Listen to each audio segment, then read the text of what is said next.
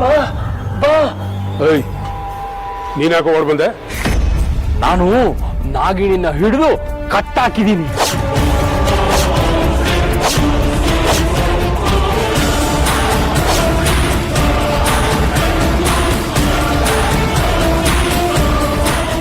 ಏನ್ ಹೇಳ್ತಾ ಇದ್ದಾನೆ ಇವನು ನಾಗಿಣಿನ ಕಟ್ಟಾಕಿದ್ದಾನೆ ಅಂದ್ರೆ? ನೀವು ಬಂದಿರೋ ನಾಗಿಣಿ ಯಾರು?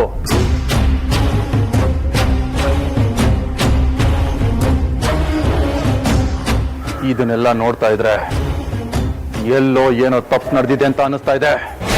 ಇಲ್ಲ, ಯಾವ ತಪ್ಪು ನಡೆದಿಲ್ಲ. ಅದು ಹೇಗೆ ಅಷ್ಟು ನಿಖರವಾಗಿ ಹೇಳ್ತಾ ಇದ್ದೀರಾ? ಯಾಕಂದ್ರೆ ನಾನೇ ಸ್ವತಃ ನನ್ನ ಕೈಯಾರ ಅವನ್ನ ಬಂಧಿಸಿದ್ದೀನಿ. ಅವನಾ? ಹೌದು. ನಾಗಿಣಿ ಅಂದ್ರೆ ಹೆಣ್ಣು, ಗಂಡಲ್ಲ. ನೀವು ಹೇಳೋ ಹಾಗೆ 10 ನಕ್ಷತ್ರಗಳ ಶಕ್ತಿ ಇರುವವಳು ಯಾವ ರೂಪದಲ್ಲಿ ಬರ್ಬೋದಲ್ವಾ? ರೂಪಗಳನ್ನ ಬದಲಾಯಿಸಬಹುದು. ಬೇರೆಯವರ ರೂಪಗಳನ್ನ ಪಡ್ಕೊಳ್ಳೋದು ಇಚ್ಛಾಧಾರಿ ನಾಗಗಳಿಗೆ ನೀರು ಕುಡಿದಷ್ಟು ಸುಲಭ. ಹಾಗಂತ ನೀವೇ ಹೇಳಿದ್ರಲ್ಲ. ಇಲ್ಲ, ನೀವ್ ಏನೇ ಹೇಳಿದ್ರು ನಾಗಿಣಿನ ಬಂಧಿಸಿದ್ದೀನಿ ಅಂದ್ರೆ ನಾನ್ ನಂಬೋದಿಲ್ಲ. ನನ್ ಗಂಡ ಅಮೃತನ ಬಂಧಿಸಿರೋ ತರ ಇದೆ. ನಿಮ್ಮ ಅನುಮಾನ ಪರಿಹಾರ ಆಗ್ಬೇಕು ಅಂದ್ರೆ ಇಲ್ಲಿ ಚರ್ಚೆ ಮಾಡ್ತಾ ಕೂತ್ರೆ ಆಗೋದಿಲ್ಲ. ಅಲ್ಲಿ ಹೋಗಿ ಖುದ್ದಾಗಿ ನೋಡಿದ್ರೆ ಪರಿಹಾರ ಆಗುತ್ತೆ. ಓ, ಇವ್ರು ಅಲ್ಲಿಗೆ ಬರೋದಕ್ಕಿಂತ ಮುಂಚೆ ಅಲ್ಲಿಗೆ ಹೋಗಿ ಅಮೃತನ ಬಿಡಿಸ್ಬೇಕು.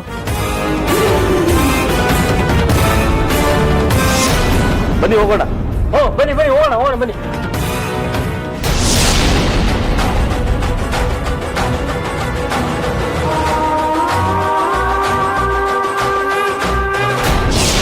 ನಾನು ಮೊದಲು ಮನೆಗೆ ಹೋಗಿ ಅಮೃತಳನ್ನ ಬಿಡಿಸ್ಬೇಕು.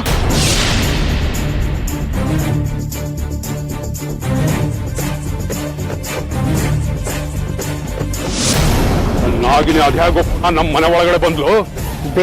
ಬೇಟೆಗಾರನ ಹತ್ರ ಬಂದ್ರೆ ಅದನ್ನ ಮುಗಿಸೋದ್ ಬಿಟ್ಬಿಟ್ಟು ಅದ್ಯಾಕ್ ಬಂತು ಇದ್ಯಾಕ್ ಬಂತು ಅಂತ ಕೇಳ್ತಿರಲ್ಲ ಬಾವ. ಏನ್ ಮಾತಾಡ್ತಾ ಇದೀಯಾ? ಎಡಗಡೆ ಎದ್ದಿದ್ಯೇನೋ? ಇಲ್ಲ ಬಾವ, ನಾನು ಎಡಗಡೆ ಎದ್ರು ಬಲಗಡೆ ಎದ್ರು ನಂಗೆ ಬೆಂಡು ಬತ್ತಾಸು ಯಾರು ಕೊಡ್ತಾನೆ ಇರ್ತಾರೆ. ನಿಮಗ್ ತಲೆ ನೆಟ್ಗಿದ್ಯಾ ಬಾವ? ಏನಂದ್ರೆ? ನಿಮ್ಗೆ ತಲೆ ನೆಟ್ಗೆ ಇದೆ, ನನಗೂ ತಲೆ ನೆಟ್ಗಾಯ್ತು. ಅಲ್ಲ ಬಾವ, ಅವತ್ತು ನಾಗಿಣಿ ಯಾಕೆ ತಪ್ಪಿಸ್ಕೊಂಡ್ಲು ಅಂತ ಹೊಡೆದ್ರಿ, ಈಗ ಮನೆಗೆ ಮತ್ತೆ ವಾಪಸ್ ಯಾಕೆ ಬಂದು ಅಂತ ಹೊಡಿತಾ ಇದ್ದೀರಾ? ಈ ಸಲ ತಪ್ಪಿಸ್ಕೊಳ್ಳಲ್ಲ ತಾನೇ ಅವಳು? ಸಾಧ್ಯನೇ ಇಲ್ಲ. ನಾನೇನು ಅಷ್ಟೊಂದು ಪೆದನ? ಅವಳನ್ನ ಹಗ್ಗ ಹಾಕ್ಬಿಟ್ಟು ಕಟ್ಟಾಕ್ಬಿಟ್ಟು ಬಂದಿದ್ದೀನಿ. ಅವಳು ತಪ್ಪಿಸ್ಕೊಳ್ಳೋದು ಮಾತೇ ಇಲ್ಲ. ಜೀವನದಲ್ಲಿ ಒಂದು ಒಳ್ಳೆ ಕೆಲಸ ಮಾಡಿದ್ಯಾ.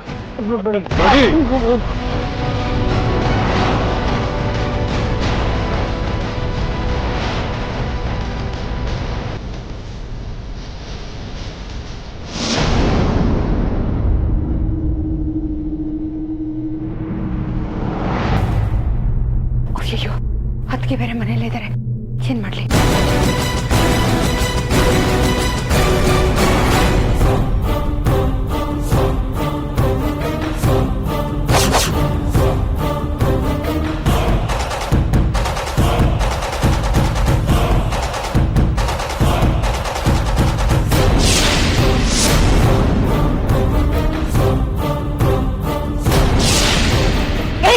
ಎದ್ದೇಳೆ, ಮಾಡ್ತೀನಿ ನಿನ್ನ.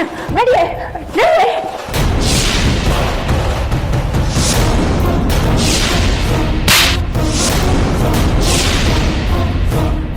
ನಮ್ಮಣ್ಣನ ಮಾನ ಮರ್ಯಾದಿನ ಹರಾಜು ಮಾಡ್ಬಿಟ್ಟಿಯಲ್ಲೇ. ನಮ್ಮೂರಲ್ಲೇ ನಮ್ಮ ಮರ್ಯಾದಿನ ಮಣ್ಪಾಲ್ ಮಾಡ್ಬೇಕು ಅಂತ ಎಷ್ಟು ದಿನಗಳಿಂದ ಕಾಯ್ತಾ ಇದ್ದೆ.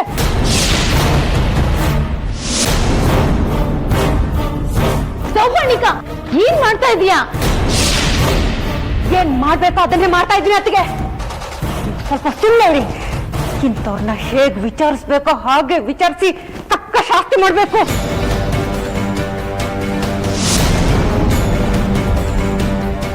ಸೌಪರ್ಣಿಕ, ಹುಚ್ಚು ಹಿಡ್ದಿದ್ಯಾ ನಿನಗೆ? ಹೌದು, ನನಗೆ ಹುಚ್ಚು ಹಿಡ್ದಿದೆ. ಯಾವತ್ತು ಪೂಜೆ ನಿಲ್ತು ಅವತ್ತೇ ಅವನ್ನ ಕಚ್ಚಿ ಕೊಂದು ಹಾಕ್ಬೇಕಿತ್ತು.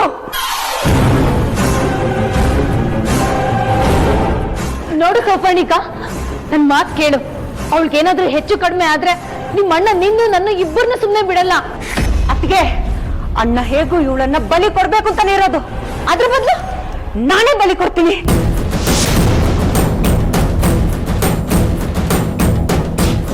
ಇವಳು ನನ್ನ ಮಾತು ಕೇಳಲ್ಲ. ಹೊರಗಡೆ ಯಾರಾದ್ರೂ ಈ ತರ ನೋಡ್ತೀನಿ.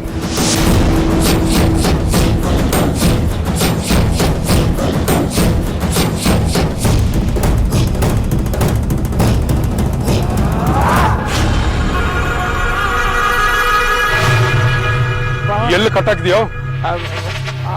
ನೀವು ನಾನು ಏನೇ ಹೇಳಿದ್ರು ಹೊಡಿತೀರಾ, ಏನ್ ಮಾಡಿದ್ರು ಬೈತೀರಾ. ಹೇ ಗೋವಿಂದ, ನನ್ನ ತಾಳ್ಮೆ ಪರೀಕ್ಷೆ ಮಾಡಬೇಡ. ಎಲ್ಲಿ ಕಟ್ಟಾಕಿದ್ಯ ಅವಳನ್ನ?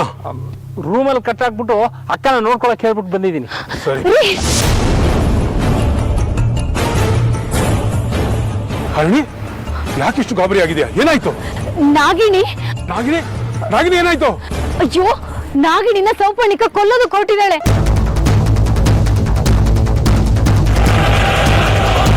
ಈಗ ನಾವು ತಡಿಲಿಲ್ಲ ಅಂದ್ರೆ ಅವಳು ನಾಗಿಣಿನ ಕೊಂದೇ ಬಿಡ್ತಾಳೆ. ಅಮೃತ, ಮೊದ್ಲಿಂದ ತಪ್ಪಿಸ್ಕೊ. ಮುಂದೇನ್ ಮಾಡ್ಬೋದು ಅಂತ ಆಮೇಲೆ ಯೋಚನೆ ಮಾಡೋಣ.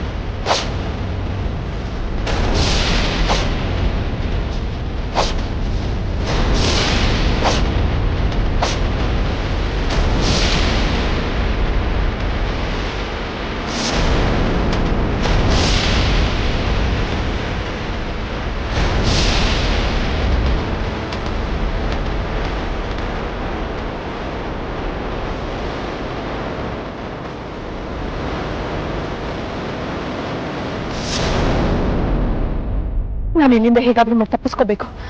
ಇಲ್ಲ ಅಂದ್ರೆ ನನ್ನ ಜೊತೆ ಅರ್ಜುನ್ ಅವ್ರ ಪ್ರಾಣನೂ ಹೋಗುತ್ತೆ.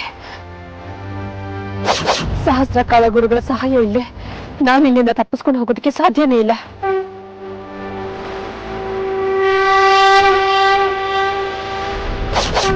ಗುರುಗಳೇ, ಗುರುಗಳೇ, ಗುರುಗಳೇ, ಮಗಳೇ, ಗುರುಗಳೇ, ಯಾಕಿಷ್ಟು ಆತಂಕದಲ್ಲಿದೆಯಾ? ಗುರುಗಳೇ, ನಾನು ಅರ್ಜುನ್ ಅವರು ತುಂಬಾ ದೊಡ್ಡ ಸಂಕಷ್ಟಕ್ಕೆ ಸಿಕ್ಕಾಕೊಂಡಿದ್ದೀವಿ. ಅದರಿಂದ ನೀವೇ ನಮ್ಮನ್ನ ಕಾಪಾಡಬೇಕು. ನಾನಿರೋದೇ ನಿಮ್ಮ ರಕ್ಷಣೆಗಾಗಿ ಅಲ್ವಮ್ಮ? ಅಷ್ಟಕ್ಕೂ ನೀವಿರೋದಾದ್ರೂ ಎಲ್ಲಿ? ವಿಷ್ಣುಪುರದಲ್ಲಿ. ಏನ್ ಹೇಳ್ತಾ ಇದೀಯ ಮಗಳೇ ನೀನು? ಬೆಂಕಿಯಿಂದ ಗೊತ್ತಿದ್ದು ಅದರ ಜ್ವಾಲೆಯಲ್ಲಿ ಸಿಕ್ಕಾಕೊಳ್ಳೋ ಸಾಹಸ ಮಾಡಿದೀಯಾ? ನಾನು ಅಜ್ಜಿ ಎಷ್ಟು ಹೇಳಿದ್ರು ಸಹ ನಮ್ಮ ಮಾತನ್ನ ಅರ್ಜುನ್ ಅವ್ರು ಕೇಳದೆ ಇಲ್ಲಿಗೆ ಕರ್ಕೊಂಡ್ ಬಂದ್ಬಿಟ್ರು. ಸರಿ, ಮೊದಲು ನೀನು ಮತ್ತೆ ಅರ್ಜುನ್ ಅಲ್ಲಿಂದ ಹೊರಕ್ ಬಂದ್ಬಿಡಿ. ಅರ್ಜುನ್ ಅವ್ರನ್ನ ಬಂಧಿಸಿದ್ದಾರೆ. ಹಾಗಾದ್ರೆ ನೀನು ಹೊರಕ್ ಬಂದ್ಬಿಡು. ಅರ್ಜುನನ್ನ ಹೇಗೆ ಕಾಪಾಡೋದು ಅಂತ ಆಮೇಲೆ ಯೋಚನೆ ಮಾಡೋಣ. ಗುರುಗಳೇ, ನಾನು ಸಹ ಹೊರಗಡೆ ಬರೋದಕ್ಕೆ ಆಗೋದಿಲ್ಲ. ಹಾಗಂದ್ರೆ ಏನಮ್ಮ ಅರ್ಥ? ವಿಷ್ಣುಪುರದ ಸುತ್ತ ಕರಡ ಬಸ್ ಮರೆಯಕ್ಕೆ ಹಾಕಿದ್ದಾರೆ. ನಾಗಗಳು ಅದನ್ನ ದಾಟೋದಕ್ಕಾಗೋದಿಲ್ಲ. ಅದು ನಿಮಗೂ ಗೊತ್ತಲ್ವ ಗುರುಗಳೇ? ಅಯ್ಯೋ, ಎಂಥ ಸ್ಥಿತಿಯಲ್ಲಿ ಸಿಕ್ಕಾಕೊಂಡಿದ್ಯಮ್ಮ ಅಮೃತ ನೀನು. ಅದಕ್ಕೆ ನನ್ನ ಸಹಾಯಕ್ಕೆ ನಿಮ್ಮನ್ನ ಕರೆದಿದ್ದು. ಮೊದಲು ನೀನು ಅಲ್ಲಿಂದ ಹೊರಗೆ ಬಂದ್ಬಿಡು, ಆಮೇಲೆ ಅರ್ಜುನನ್ನ ಕಾಪಾಡೋದಕ್ಕೆ ದಾರಿ ಹುಡ್ಕೋಣ. ಗುರುಗಳೇ, ನಾನು ಈ ವಿಷ್ಣುಪುರದ ಹೊರಗಡೆ ಬಂದ್ರೆ ಅದು ಅರ್ಜುನ್ ಅವ್ರ ಜೊತೆನೆ. ಇಲ್ಲ ಅಂದ್ರೆ ಅರ್ಜುನ್ ಅವ್ರ ಜೊತೆ ನನ್ನ ಪ್ರಾಣ ಇಲ್ಲೇ ಹೋಗ್ಲಿ. ಅಮೃತ, ಹಠ ಒಳ್ಳೇದಲ್ಲ. ಅರ್ಜುನ್ ಅವ್ರ ಮೇಲೆ ನನ್ನ ಪ್ರೀತಿ ಎಂತದ್ದು ಅನ್ನೋದು ನಿಮಗೂ ಗೊತ್ತು ತಾನೆ. ಅವ್ರನ್ನ ಬಿಟ್ಟು ನಾನೊಬ್ಳೆ ಹೇಗ್ ಬರ್ಲಿ? ಸರಿ, ನಾನು ನಿನ್ನ ಸಹಾಯಕ್ಕೆ ಬರ್ತೀನಿ. ಇರು.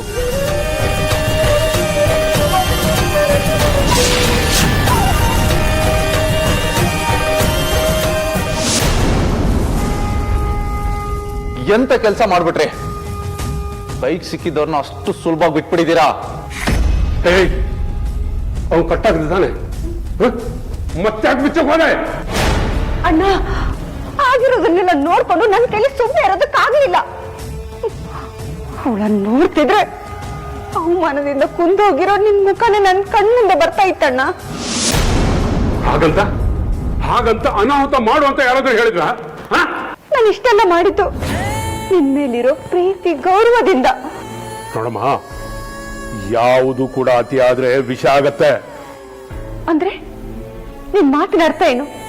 ನಾನ್ ಮಾಡಿದ್ದು ಮಹಾ ಅಪರಾಧ ಅಂತನಾ? ಮಹಾ ಅಪರಾಧ ಅಲ್ದೆ ಇನ್ನೇನು?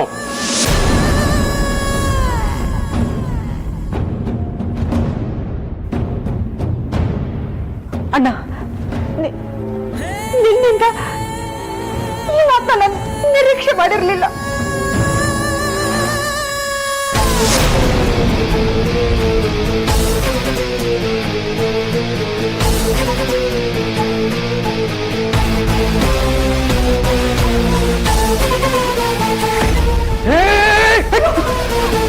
ಏನ್ ಮಾಡ್ತಾ ಇದೀಯಾ? ಬಿಡಣ್ಣ, ನಾನು ಸಾಯ್ಬೇಕು.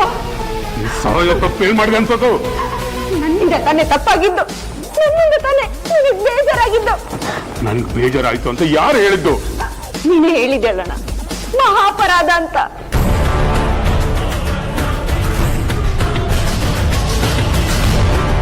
ಕೈಗೆ ಸಿಗ್ದ ನಾಗ್ನಿ ತಪ್ಪಿಸ್ಕೊಳ್ಳಲ್ಲ ಅಂತ ಬೇಜಾರಿಂದ ಹಾಗೆ ಹೇಳಿದೆ ಅಷ್ಟೇ. ನಿನ್ ಮೇಲೆ ಇವತ್ತಲ್ಲ, ಮುಂದೆ ಯಾವತ್ತೂ ಸಹ ಕೋಪ ಬರಲ್ಲ ತಂಗಿ.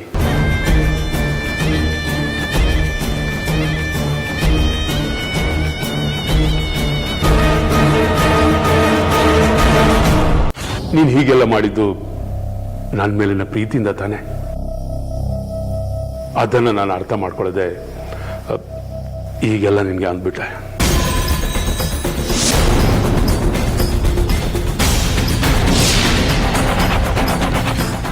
ಇನ್ ಮುಂದೆ ಯಾವತ್ತೂ ಈ ರೀತಿ ಮಾಡಕ್ ಹೋಗ್ಬೇಡಮ್ಮ. ಸರಿ ಅಣ್ಣ. ಎಷ್ಟು ಚೆನ್ನಾಗಿ ನಾಟಕ ಮಾಡ್ತಾಳು. ಇವ್ರ ಅಣ್ಣನ್ಗೆ ಚೆನ್ನಾಗಿ ಚಳ್ಳೆ ಅಂತ ತಿನ್ನಿಸ್ತಾ ಇದ್ದಾಳೆ.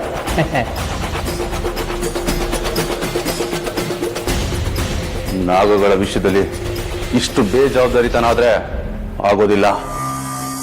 ಅಷ್ಟಕ್ಕೂ ನಾಗಿಣಿ ಇಷ್ಟು ಸ್ವತಂತ್ರವಾಗಿ ಓಡಾಡ್ಕೊಂಡಿದ್ದಾಳೆ ಅಂದ್ರೆ ನೀವು ಬಂಧನದಲ್ಲಿಟ್ಟಿರೋದು ಯಾರನ್ನ?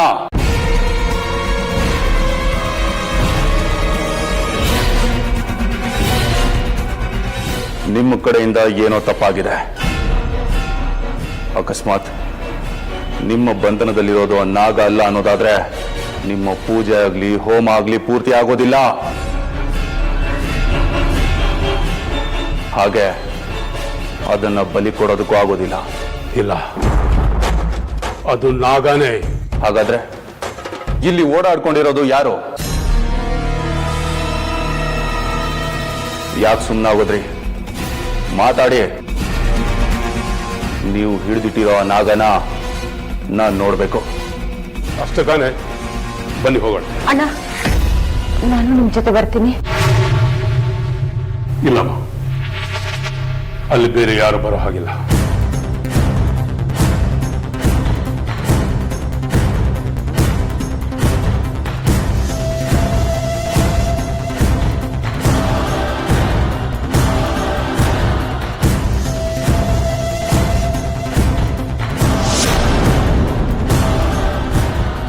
ಇಲ್ಲಿ ಏನೋ ತಪ್ಪಾಗಿರೋದು ನಿಜ.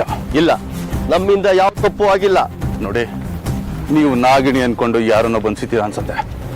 ಅಪ್ಪಿ ತಪ್ಪಿ ಅಂತ ಚಾತುರ್ಯ ಆಗಿದ್ರೆ ಅದು ಇಡೀ ನಿಮ್ಮ ವಂಶನೇ ಕಾಡಿ ನಿರ್ವಂಶ ಮಾಡತ್ತೆ. ಹಾಗಾಗ್ಬಾರ್ದು. ಹಾಗಾಗ್ಬಾರ್ದು ಅಂದ್ರೆ ನೀವು ಬಂಧಿಸಿರೋದು ಯಾರು ಅನ್ನೋದು ಗೊತ್ತಾಗ್ಬೇಕು.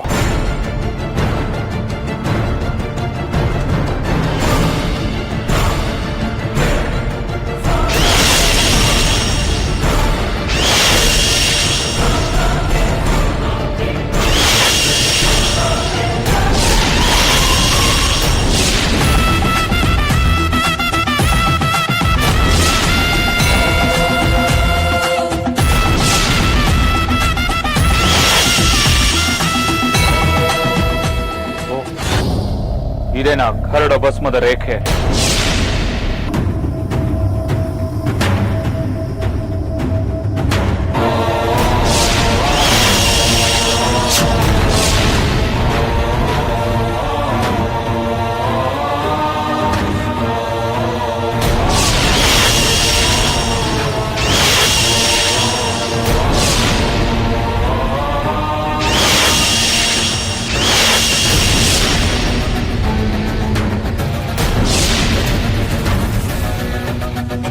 ಏನಾಯ್ತು?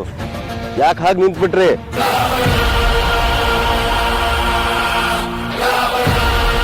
ನಿಮ್ಮನ್ನೇ ಕೇಳ್ತಾ ಇರೋದು, ಏನಾಯ್ತು ಅಂತ. ಈ ಸಲನೂ ನೀವು ಗರುಡ ಪೂಜೆನ ಮಾಡೋದಕ್ಕಾಗೋದಿಲ್ಲ ಅಂತ ನನಗನ್ನಿಸ್ತಾ ಇದೆ.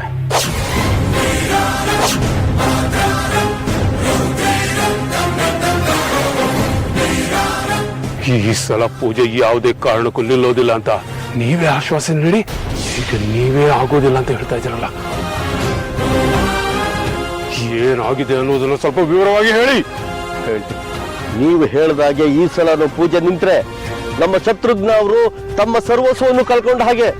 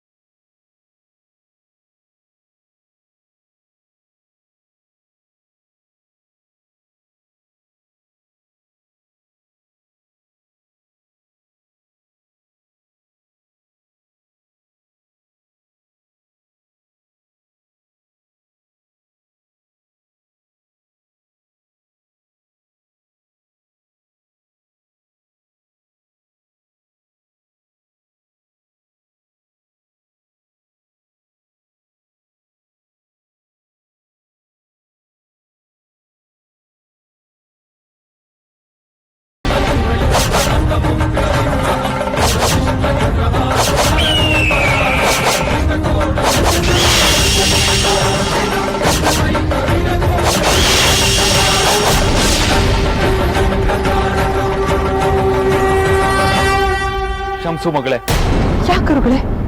ನನ್ನಿಂದ ಈ ಭಸ್ಮದ ರೇಖೆಯನ್ನ ಅಳಿಸೋದಕ್ಕಾಗೋದಿಲ್ಲ.